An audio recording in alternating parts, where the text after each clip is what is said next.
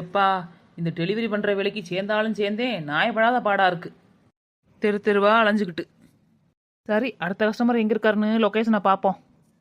எங்கே இருக்காங்கன்னு ஒழுங்காக காட்ட மாட்டேதே லொக்கேஷனு. சரி, அவங்களுக்கே கால் பண்ணுவோம். Hello sir. என்னம்மா வந்துட்டியாமா? சார், நான் எங்கே வந்தேன், உங்கள் லொக்கேஷனே எங்கேன்னு தெரியல.